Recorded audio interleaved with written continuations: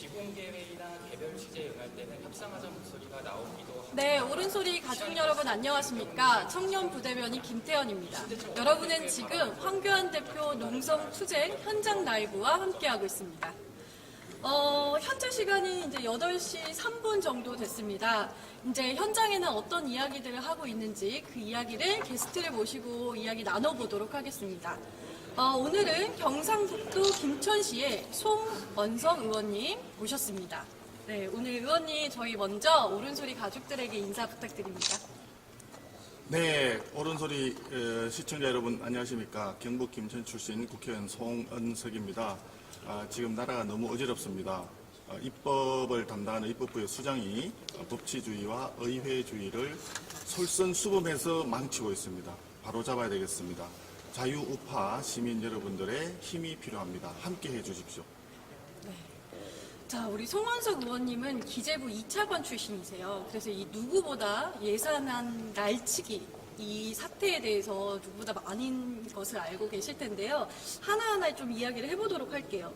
10일이었죠, 의원님? 네. 네네. 그 512조의 내년도 예산이 사실 공개가 된 지 2시간 만에 사실 날치기로 갑자기 통과가 돼버려요. 사실 이게 야당, 우리 지금 한국당 제1야당과는 전혀 협의하지 않은 채 4+2 협의체라는 말도 안 되는 협의체로 이걸 통과를 시켰거든요.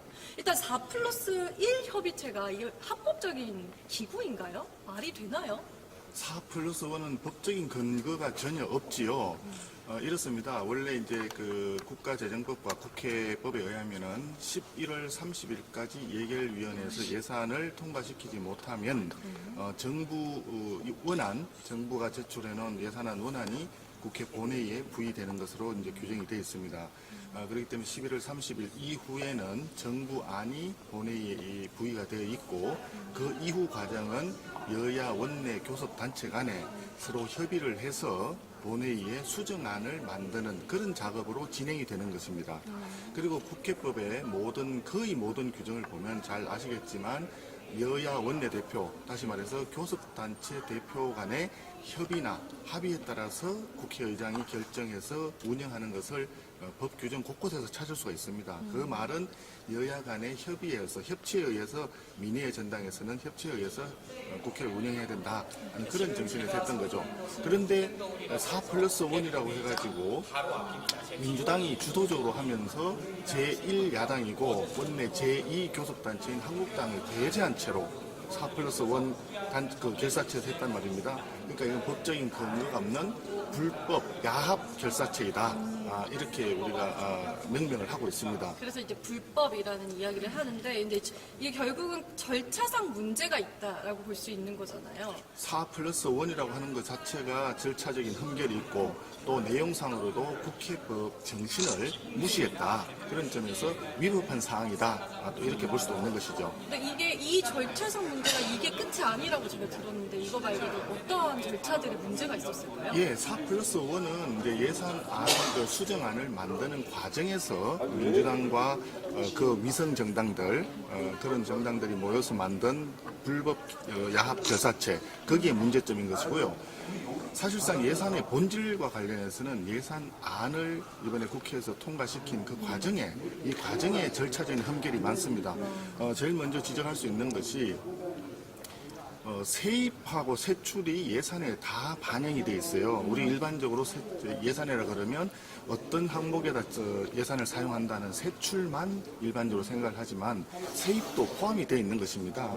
그런데 그 세입은 세법이 확정이 되어야 세수가 들어오는 거기 때문에 그래서 일반적으로 세법을 먼저 의사결정을 하고 그 세법에 따라 가지고 그럼 세수 전망을 해서 국가 예산을 쓸 수 있는 세입이 어느 정도 들어온다 이렇게 전망을 하고 거기에 따라서 세출을 정하는 것입니다. 그래서 오랜 관행이 국회에서는 세입 부수 법안을 먼저 의결하고 예산안을 사후에 통과시키는 건데 이번에는 국회의장이 무작위로 예산안부터 먼저 통과를 시킨 겁니다. 그러니까 세입이 확정되지 않은 상태에서 세입과 관련된 세법이 통과되지 않은 상태에서 세출을 통과시켰기 때문에 기본적으로 이거는 세수 전망을 그럼 어떤 근거에서 했느냐 근본적인 문제가 생기는 거죠. 이 부분이 근본적인 흠결이라고 할 수가 있습니다. 그러니까 결국은 내가 얼마큼 벌지를 모르는 상태에서 쓰는 걸 먼저 한 거죠. 그렇죠. 이거는 어쨌든 관행적으로 어쨌든 그 절차에 어긋났다. 관행적인 절차일 뿐만 아니라 본질적으로 세입이 확정되지 않은 상태에서 세출을 했기 때문에 그 자체가 위법한 상태이다. 이렇게 보는 것입니다. 자체가 위법으로 볼 수 있다. 그렇죠. 그리고 또 굉장히 중요한 그 위법이 있었는데 그게 뭐냐 하면은 예산안이 238번째인가 아마 안건 순서가 그렇게 되어 있었을 텐데 이걸 갑자기 끌어당겨서 하다 보니까 예산안을 의결하던 그 시간에 그 예산안 수정안 자체가 안건 자체가 없었습니다.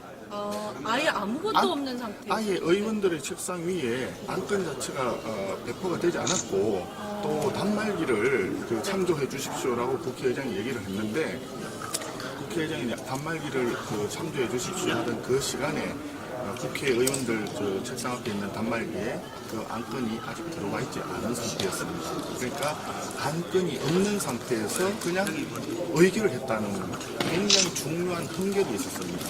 그럼 이제 512조를 지금 예산을 심의하는데 안건이 없는 상태에서 그렇죠. 이걸 하게 됐다는 얘기죠. 안건이 없는 상태에서 그냥 처리를 했고요. 더더군다나 국회에서 본회의에서 안건을 처리할 때는 대부분 안건이 나오면 원안이 있고 또 수정안이 나오면 그 수정안을 그 대표 발의한 의원이 이 수정안에 대한 제안 설명을 하게 되어 있습니다. 근데 제안 설명 자체도 다 생략을 해버린 거죠. 안건이 없으니까 당연히 수정안에 대한 제안 설명도 없었을 수밖에 없지만 어쨌든 제안 설명도 하지 않았고 그 다음에 안건도 존재하지 않았고 그런 상태에서 의결을 했다는 것은 본질적인 흠결이 있다. 그렇기 때문에 이 본질적인 흠결은 이 흠결이 굉장히 좀 미미한 부분이라면 사후에 치유를 한다고 하지만 이 본질적인 부분이기 때문에 의결된 그 예산안 수정안은 그 자체로 원천무효다 하는 그런 생각이 듭니다. 일단은 그 절차상의 문제가 있었다. 어쨌든 지금 마지막까지 저희가 한국당에서 합의를 못한 상태에서 저희를 빼고 이거를 통과를 시켰잖아요. 근데 이제 한국당에서는 사실 그러면 이걸 어떻게 조율을 하고 싶었던 건지 그리고 어떤 부분들에 대해서는 이건 아니다 이런 식으로 생각을 했는지 기본적으로 몇 가지만 말씀드리면요. 당초에 예산안을 협의를 하고 우리 한국당에서 의견을 제시할 때는 경제정책 실패에 따라서 소득주도 성장이라고 하는 경제정책 실패에 따라 가지고 나타난 경제지표상의 어떤 큰 문제점들을 재정을 가지고 이렇게 덮어버리려고 그런 목적으로 가져온 예산이 굉장히 많았습니다. 좀 쉽게 얘기해서 일자리 예산 같은 경우에도 보면 정부에서 하는 일자리 예산이라고 하는 것은 이것이 본질적이고 근본적인 문제가 대안이 될 수가 없습니다. 일자리는 민간에서 시장에서 기업들이 만들어내는 것이죠. 사업성이 있는 어떤 새로운 아이템을 발굴하고 거기에 투자를 하면 그걸 운영하기 위한 사람이 필요하기 때문에 일자리가 더 늘어나고 그다음에 이것을 유통 과정을 통해 가지고 판매를 하면서 또 관련되는 산업이 발전하고 또 일자리가 늘어나는 당연한 과정인데 그런 일자리는 지금 다 죽었습니다. 다 죽고 왜 죽었느냐 얘기하면 또 복잡해지지만 어쨌든 주 52시간제라든지 주휴시간 산입하는 문제라든지 최저임금의 급격한 인상 이런 등등의 문제점 때문에 다 죽었어요. 그러니까 그 사람들을 위해서 일자리를 정부에서 창출한다고 재정으로 이제 이걸 커버를 하도록 했는데 재정에서 하는 일자리라고 하는 것은 일시적이고 단기적으로 아르바이트성 단기 알바성 일자리를 만들어내는 것입니다. 그래서 그런 부분들이 본질적으로 굉장히 문제가 있기 때문에 우리는 일자리와 관련된 예산은 결과적으로는 경제정책 전환이 수반이 돼야 되는 것이지 경제정책 전환이 없는 상태에서 재정만 투입하는 것은 잘못된 방향이다 해서 그 부분에 대해서 감액을 요구를 했던 것이고 그런 부분들이 협의 과정에서 반영이 전혀 되지 않은 상태가 되다 보니까 민주당에서는 우리 한국당을 제외하고 군소 위성정당들과 같이 해서 앞서 말씀드린 4+1이라고 하는 이상한 불법 야합 결사체를 통해서 통과시킨 것이죠. 그러니까 결국은 한국당 입장에서는 이 국민들의 세금을 조금 절감하고 재정비하자고 했는데 이게 받아들여지지가 않은 거죠. 그렇죠. 근데 제가 정말 궁금한 게 있는데, 그러니까 기재부가 이번에 발표한 자료에 따르면 저희 나라의 이번에 우리나라의 수치가 저희 재정 그 적자가 45조더라고요. 그래서 우리나라 빚이 700조 원에 이른다. 그렇습니다. 네, 근데 저희 이번에 난 예산이 43조가 늘었어요. 43조가 늘게 되면서 올해 저희의 이제 내년도에 부채가 800조 원. 이렇게 계속 올라가다 보면 1000조 원에 이를 거라고 하는데, 근데 그럼에도 불구하고 정부에서는 아무 문제가 없다. 우리나라 국가는 탄탄하다 이러는데 정말 아무 문제가 없는 걸까요? 아무 문제가 없다라고 얘기할 때는 한 가지 지표에 대해서 딱 한 가지 예를 얘기를 하는 것입니다. 국가 채무 지금 조금 전에 지적해 주셨듯이 국가 채무가 지금 굉장히 급격하게 늘어나고 있는데 GDP 대비해서 국가 채무의 비율이 우리나라는 지금 40% 안쪽에서 안팎에서 왔다 갔다 하는 정도입니다. 40%? 예. 그 GDP 대비해서 국가 채무가 40% 내외인데 그 OECD 국가들 있지 않습니까? 네. OECD 국가들은 대개 한 70%에서 80% 수준이고 굉장히 우리가 잘 알고 있는 인접한 일본은 세계 2위, 3위 정도의 경제 대국인데 일본 같은 경우는 200%가 넘습니다. 그러니까 그쪽과 비교해 봤을 때 우리나라의 GDP 대비 국가 채무 비율은 상당히 낮으니까 우리나라 재정은 건전하다 이렇게 주장을 하는 겁니다. 그런데 이 수치를 비교할 때는 그 수치 이면에 있는 부분을 잘 봐야 돼요. 왜 그러냐? OECD 국가들은 사실은 굉장히 오래전부터 선진국이었지 않습니까? 굉장히 발전을 많이 했는데 그 국가들은 노령화, 고령화가 이미 완료된 나라들입니다. 평균 수명이 뭐 88세 뭐 이렇게 되고 고령화가 완료된 그 나라들이 GDP 대비 국가 비율이 이제 70%에서 80% 수준인데 우리나라는 이제 고령화가 막 진행이 되는 단계이고 또 다른 나라 OECD 국가들에 비해서 굉장히 빠른 속도로 고령화가 진행 중인 나라예요. 그러면 향후에 고령화가 되면서 재정 소요는 폭발적으로 늘어나게 돼 있거든요. 그러니까 돈이 점점 늘어나는 나가는 거죠. 지금 현재 재정이 뭐 그닥 그 문제가 없다라고 하지만 곧 닥칠 가까운 미래에 그냥 가만히 있어도 이게 폭발적으로 GDP 대비해서 국가 채무율이 늘어나게 돼 있습니다. 그래서 2030년 정도만 가면은 현행 우리 재정제도와 복지제도를 더 이상 확대를 시키지 않고 그대로 유지하더라도 OECD 국가와 그 유사한 정도로, 평균 정도로 가게 될 수밖에 없는 게 현재 우리 재정입니다. 그렇기 때문에 숫자를 볼 때는 굉장히 조심스럽게 봐야 되고 또 하나 지적할 수 있는 게 GDP 대비 국가 채무 비율 얘기할 때는 우리나라 같은 경우에는 사실상 공공 부분이고 공무원이 해야 될 부분이지만 실제로는 공무원이 아닌 공기업이라든지 공공기관이 굉장히 많아요. 공공기관의 부채도 있어요. 그렇죠. 공공기관 부채가 굉장히 많이 있습니다. 그런데 알다시피 프랑스나 독일 같은 이런 나라는 가보면 특히 공공기관이 공기업이 국가에서 직접 수행을 하면서 학교 같은 경우에도 초, 중, 고등학교, 심지어는 대학까지도 정부에서 다 책임지고 하는 경우가 많습니다. 그런데 우리나라 한번 보세요. 고등학교만 하더라도 반이 사립학교입니다. 또 대학은 80% 이상이 사립이에요. 거기는 다 개인이 돈을 내는 거죠. 그런데 그것을 만약에 국가 재정이 세금을 받아가지고 그것으로 세금을 국가가 만약에 한다 치면 우리나라의 국가 채무 비율은 벌써 뭐 80% 이상 갈 수밖에 없는 것이거든요. 그러니까 숫자를 그 해석할 때는 다른 나라하고 그런 것들을 객관적으로 중립적으로 비교해서 봐야 됩니다. 그러니까 우리나라 현재 40% 수준이기 때문에 GDP 대비 국가 채무 비율이 객관적으로 높은 건 아니지만 전체적으로 봤을 때는 지금 타이트하게 관리하지 않으면 굉장히 위험한 상황이다 하는 점을 지적하고 싶습니다. 이 하나만 보고 안전하다라고 이렇게 저희를 거짓으로 선동을 하는 그렇죠. 거라고 볼 수가 있는 거예요. 그렇죠. 근데 이게 사실은 저희한테 완전 와닿는 게 뭐냐면 청년들, 이게 사실 빚이 점점 늘어나면 이거 갚아야 하는 건 이제 청년들이고 미래 세대들이잖아요. 그렇기 때문에 이제 예산을 좀 꼼꼼히 봐야 되는 거 아니냐 이런 생각이 듭니다. 실제로 이 국민들은 짠테크라고 해요. 그러니까 자신의 부채를 이렇게 줄이려고 짠테크를 하면서도 이제 세금을 내고 있는데 이 국가에서는 지금 재산을 늘리면서 세금이나 이런 거 예산을 늘리면서 사용하고 있다는 게 굉장히 안타깝습니다. 한 가지 더 말씀드릴까요? 지금 청년 말씀하시니까 네.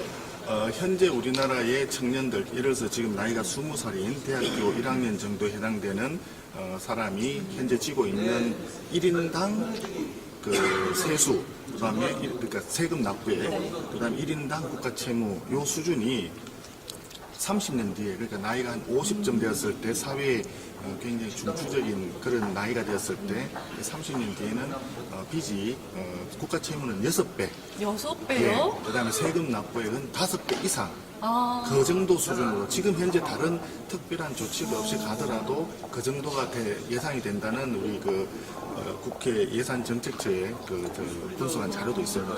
이렇게 많이 오른다. 근데 사실은 이렇게 계속 예산이 늘어가면서 어디에 예산을 쓰고 있어요? 사실 총선용 세금, 뭐 사용, 뭐 이런 이야기들을 하는데 이게 굉장히 심각한 상황입니다.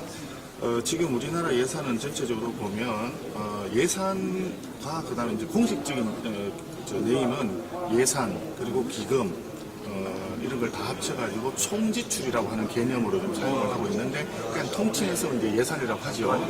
통칭해서 쉽게 예산이라고 이제 얘기를 하는데 어쨌든 그 중에 반 가까이가 복지 그다음에 노동 일자리 예산입니다. 그러니까 복지 예산이 많이 늘어난다고 하는 것은 기초연금이라든지 이런 거 하면 이제 그 어르신들한테 매월 25만 원, 이번에 30만 원 늘었잖아요. 나가는 돈. 그 다음에 아동수당이라든지, 그 다음에 어린이집이라든지, 아이돌봄, 이런 부분. 그리고 장애인이나 노령자들에 대한 그러니까 케어라고 하는 그 돌봄 이런 부분들 그런 예산들이 굉장히 많이 나가는 거죠. 그런데 이런 부분들이 소요가 앞으로 계속 늘어날 수밖에 없을 겁니다. 사회가 발전하면서 이제 경제 쪽 측면보다 복지 쪽 측면에서 예산은 늘어날 수밖에 없는데 문제는 뭐냐 하면 앞서도 말씀드렸지만 지금 경제 정책은 굉장히 잘못된 방향으로 가는 게 뭐냐 하면 사람들이 누구나 내가 이런 새로운 생각을 가지고 이런 사업을 하면 돈이 벌리겠다 하면 거기에 따라서 열심히 하고 자기가 투자를 해가지고 사업을 키우거든요. 그러면 이게 전체적으로 성장이 되는 것이고 일자리가 이제 만들어지는 것인데 전반적으로 사회는 그런 걸 오히려 죽이는 방향으로 지금 정책을 펴고 있지 않습니까? 아무리 그러니까 나는 일할 능력이 있고 일할 의지가 있는데도 불구하고 일주일에 52시간 이상 일을 하면 본인도 범죄자가 되고 고용하고 있는 고용주도 범죄자가 되는 게 현재 우리 대한민국이에요. 있을 수가 없는 이야기입니다. 그렇게 열심히 일하는 것을 가로막아 놓고 사회에 어떤 경제 활력이랄까 이런 활력을 떨어뜨리는데 대신에 정부에서는 세금을 걷어가지고 각종 수당이라든지 또 정부가 만드는 알바성 단기일자를 자꾸 만들어요. 그러면 어떻게 됩니까? 사람이 자기가 아이디어를 가지고 새로운 걸 하는 거는 본인도 굉장히 힘들고 어려운데 그런 걸 정부에서 하지 말라고 하고 정책이 그렇지 않습니까? 그리고 가만히 있으면 실업수당도 뭐 와서 더 준다 그러고 뭐 복지도 준다 그러고 그럼 젊은 사람들 하여금 새로운 미래, 더 나은 미래 그런 어떤 성장을 위한 노력 그런 것보다는 그냥 가만히 있으면서 정부가 주는 대로 그냥 받아먹고 있어라. 이게 바로 말하자면은 굉장히 위험한 전체주의적인 사회, 그 다음에 활력이 떨어진 사회. 결국은 경제가 예, 떨어진다. 국가가 나서가지고 국가가 사회 전체적인 시스템 자체를 발전적이고 미래적이고 진취적으로 창의적으로 가야 되는데 전체적으로 국가가 나서서 당신들은 일도 하지 말고 창의적으로 생각도 하지 말고 투자도 하지 말고 가만히 기다려. 우리가 돈 이렇게 해가지고 줄 테니까 이게 포퓰리즘의 전형적인 모습이거든요. 지금 우리 베네수엘라 모습 잘 보지 않습니까? 베네수엘라 그렇게 석유 팔아가지고 잘 나가던 나라가 포퓰리즘 그거 하는 바람에 지금 완전히 엉망진창됐지 않습니까? 맞아요. 맞습니다. 반면 교사로 삼아야 됩니다. 아니 근데 사실 복지나 일자리 이런 예산을 쓰는 건 좋은데 사실 다 돈 퍼주기식이잖아요. 그래서 문제가 그게 있는 문제죠. 겁니다. 예. 그러니까 어쨌든 정책적으로 사용을 해야 되면도 불구하고 계속 돈으로만 하는 정책은 사실 조금 대전환 이런 것들이 필요하다는 생각이 듭니다. 어찌됐든 이번 예산 날치기 통과는 어떻게 중장기적으로 책임을 물어야 되는데 저희한테는 또 다른 안건들이 있잖아요. 이제 막아야 되는 일들이 있는데 그게 바로 이제 내일 이제 열릴 거라고 얘기를 하고 있죠. 본회의, 그죠, 의원님?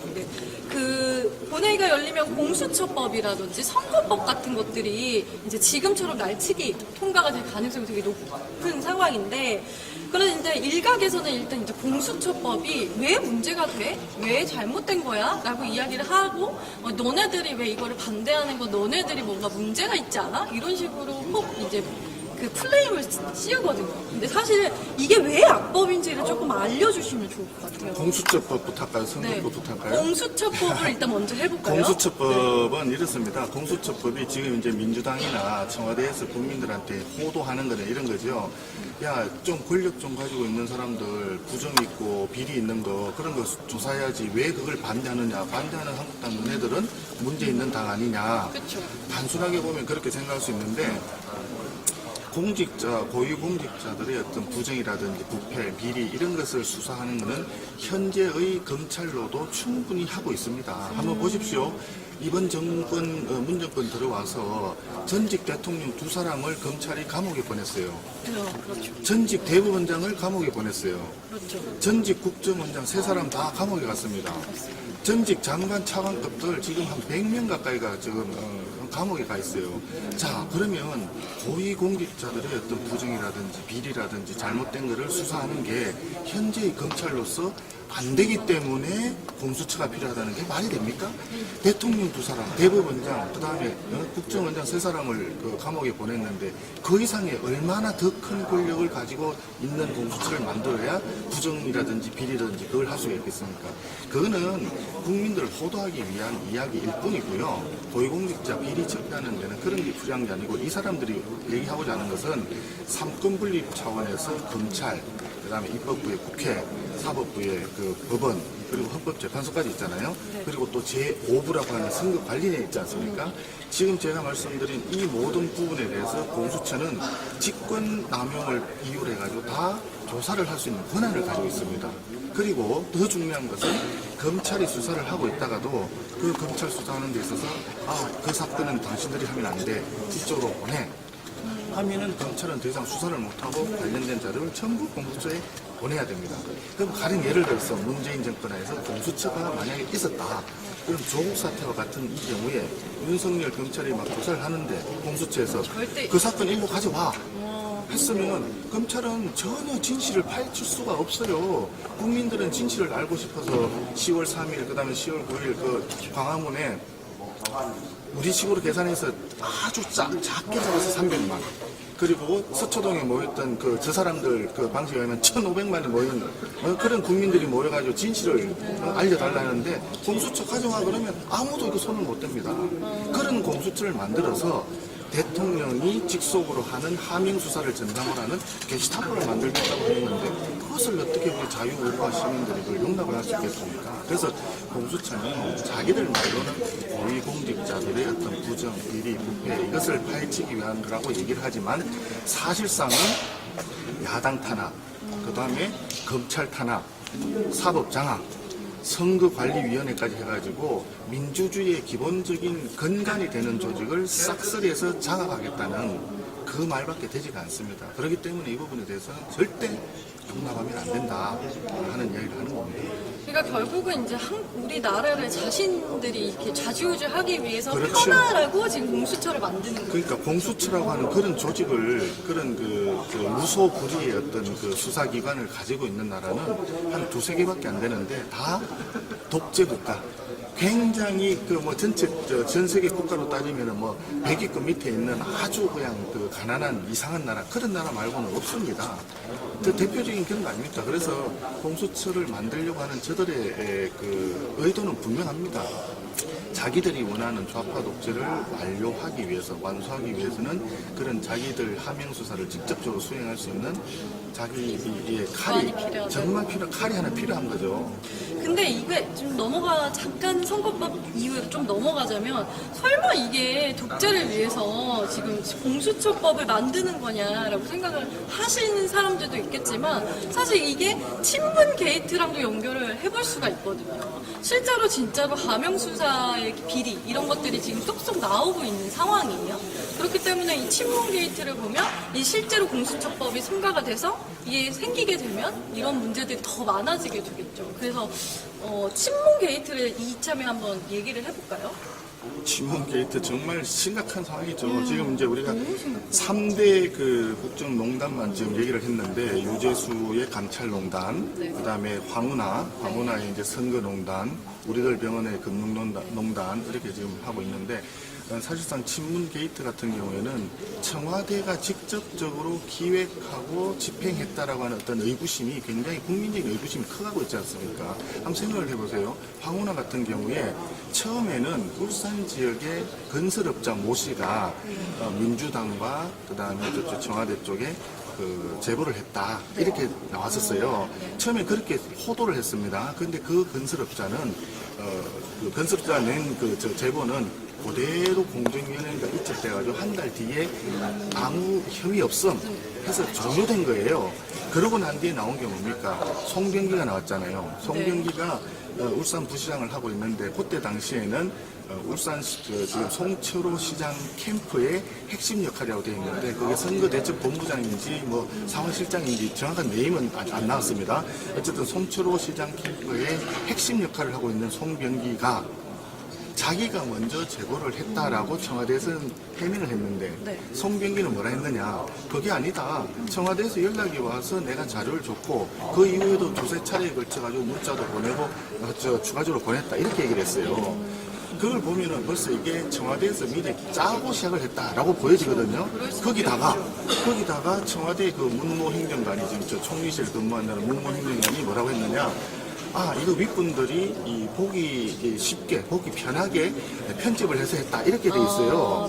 이게 말입니다. 일반적으로 공무원이 일을 할 때는 민간에서 어떤 민원서류가 제보가 온다 그러면 민원서류는 민원서류대로 대장에 접수를 하고 이첩을 하면 이걸 이첩을 했다는 게 또 대장에 기록이 됩니다. 그리고 이 내용을 청와대에서 만약에 직접 조사를 한다면 직접 하고 이첩을 한다면 이첩한 기관에서 이 내용을 조사를 하고 그렇게 한 거 아니에요.